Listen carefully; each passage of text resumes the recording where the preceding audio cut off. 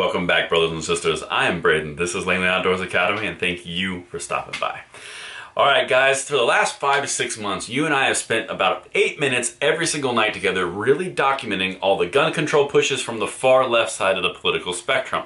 We've reached out to our House representatives, we've reached out to our senators, we've really stayed on top of it. But there's a new shift coming in this battle for our rights on the Second Amendment. And I know you guys are up for it, but it's my job to keep you guys aware and keep you on the cutting edge because there's a shift that is occurring.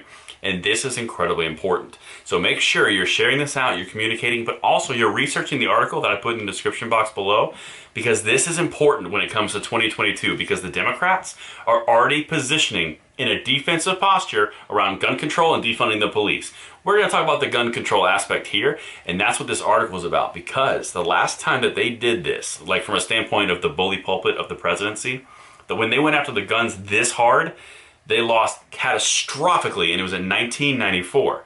Now that's incredibly important. We're going to dive into this, and like I said, the link to the article is in the description box below. And let me know what you guys think if you're on board with this fight as it transitions, because we're going political much farther away from legislative, and here we go.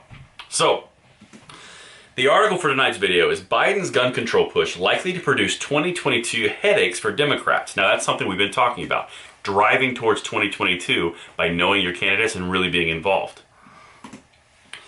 President Joe Biden stepped into the gun control debate once again this week, igniting a controversy likely to motivate Republicans to turn out in next year's midterm elections and produce meaningful legislation in a narrowly Democratic Congress. So basically, he's motivating Republicans. Biden's remarks Wednesday were meant to show he was taking the spike in homicides in some major cities seriously. But the main viral moment out of the event is a reminder of how challenging the politics of the gun issue can be. What began as an argument over the proper limits of the Second Amendment right to bear arms became a series of tweets and Facebook posts about Biden going nuclear. Now, of course, you know we're talking about when he said, if you are going to challenge the United States government, you need F-15s and nuclear weapons. That was the big joke. Now, politically, this was a major loss. Not only was it funny, but it was a major loss for the president because the focus was not on what he wanted it to be on. It was on his gaffe.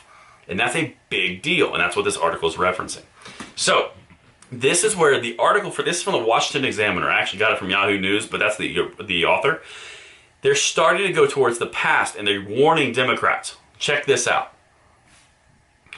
Biden has experience with this in his past, talking about gun reform and the Second Amendment in politics. As the lead Democrat on the Senate Judiciary Committee, he was an architect of the 1994 crime bill signed into law by former President Bill Clinton that included a federal ban on assault weapons. The belief was that the suburban voters concerned about violent crime would reward Democrats for cracking down on guns. He's going back to his playbook. If you recall, what just happened, they shifted away from defunding the police as a main tenet of the Democratic Party, and they're putting an emphasis on cracking down on guns and crime because crime rates are spiking. This is what they're doing. Biden did it in 94. That was the belief in the calculus. He's doing it in 2021. This is the same thing, only 30 years apart. Okay? Now, let's keep going. Instead, remember they wanted it to be positive for the Democrats? Instead, it became a cudgel to beat Democrats in rural and conservative districts during the midterm elections. Guns were among a cluster of issues that helped Republicans win their first House majority in 40 years as they gained 52 seats. That is called a sea change. That is called a red wave. Now, I'm not saying a red wave is going to happen in 2022, but the problems are identical to when the Democrats were fully in power, as in 1994. Biden himself went after guns and an assault weapons ban.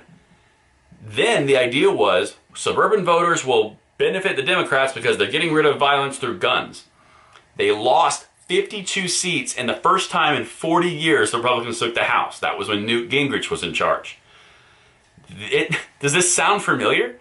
He's doing the exact same thing now. He just put a five-state little task force in place for gun violence to reduce crime. It's the same thing. If this goes the same road, it's going to hurt them significantly and great for gun rights. And this is when the article wraps up with a poll. An ABC News Ipsos poll earlier this year showed 57% of voters disapprove of Biden's handling on gun violence. 57%. This includes nearly 8 in 10 Republicans, most of whom presumably disagree with the president on gun control, as well as 1/3 of Democrats who lament the lack of action on the issue. All right.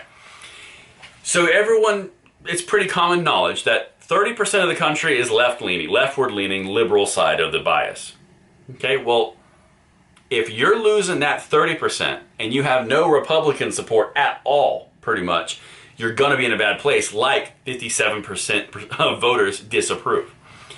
Biden has done this before. He's doing it again. And if the outcome, if we stick to our guns and we do what we know we can do, get involved, volunteer your time, volunteer your money, make calls, do something, spread the news, get involved, it will be the same outcome, and they will have no way to enact their far-left gun control agenda like they are trying to do right now.